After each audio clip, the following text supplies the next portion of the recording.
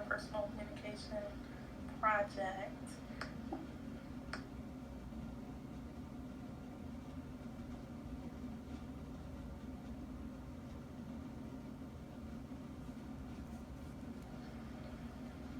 Beginning with an explanation of what interpersonal communication is. It's a type or kind of communication that happens when the people involved talk and listen in ways that maximize the presence of the personal. And that is pulled from Stewart. In my own words, it removes barriers for communication to provide a safe and open environment to listen and speak. So continuing throughout this project, I'm going to next look at my overarching goal. Next slide.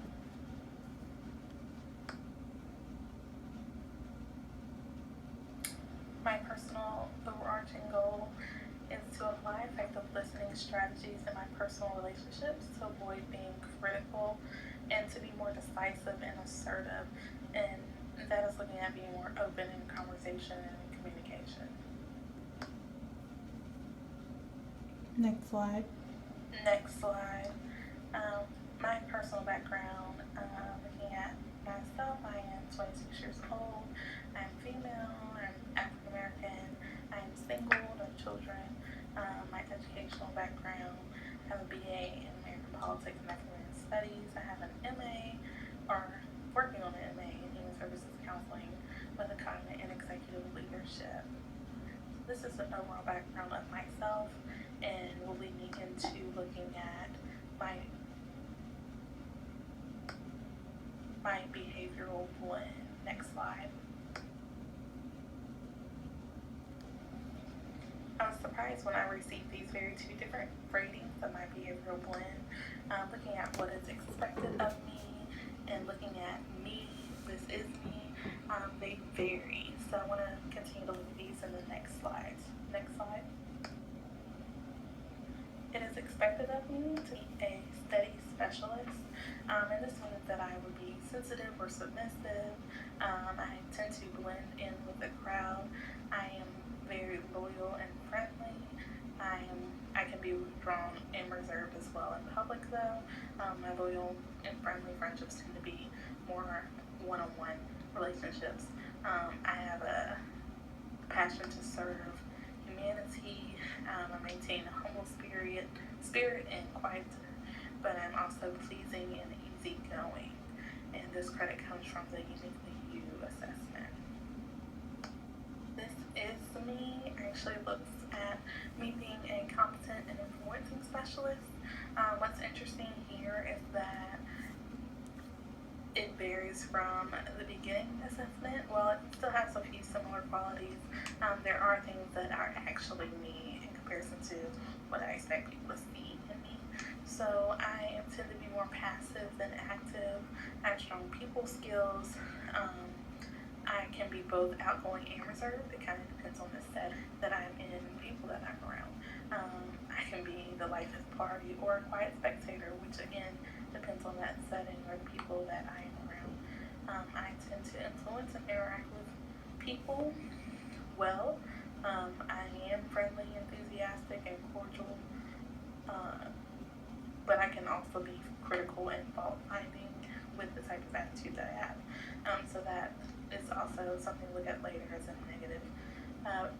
I tend to be peaceful, harmless, organized in many different environments. And I am flexible. And this again comes from the Uniquely You assessment. Next slide. Now, things that are positive influences for me are my people skills. I tend to communicate and work with people well.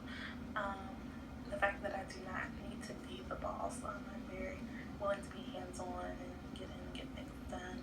My problem-solving skills are a strength and a positive influence. Freedom from details. I don't focus on details, but more so focus on getting the overall project done. And the fact that I'm sensitive, loving, and sacrificing. And credit goes to Carbonell. Next slide. Some things that can be negative influences are the fact that I overthink, or as people say that I am indecisive. I lack being direct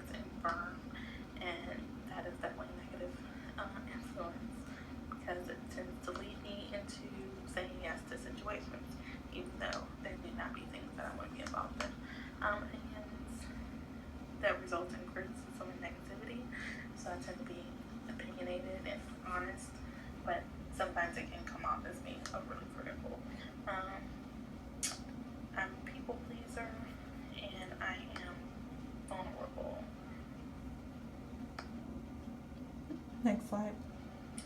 Some potential barriers that can come up are being entitled to speak up, negative self-talk, disclosing my feelings and thoughts to other people. That can be a difficult thing to overcome. Having difficult conversations with others and attempting to rescue people or solve their problems.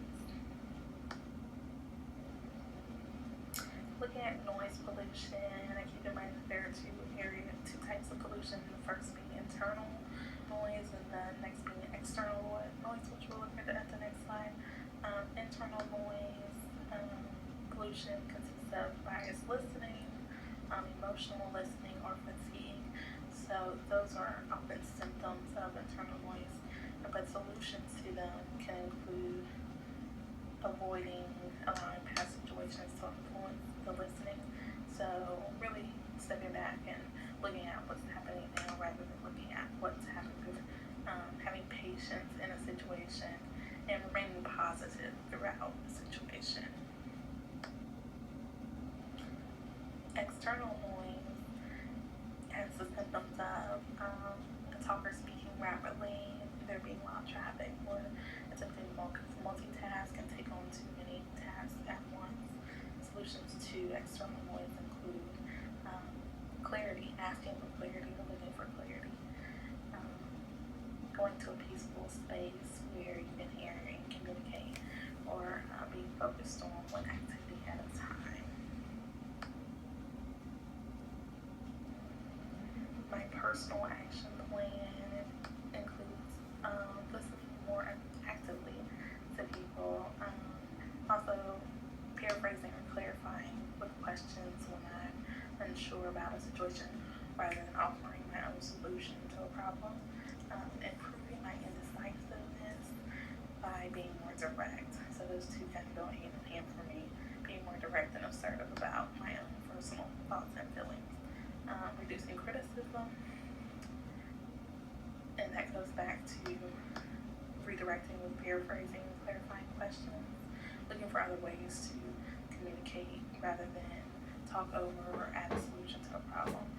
Stepping out rather than standing behind the scenes. And then asserting my own thoughts and feelings.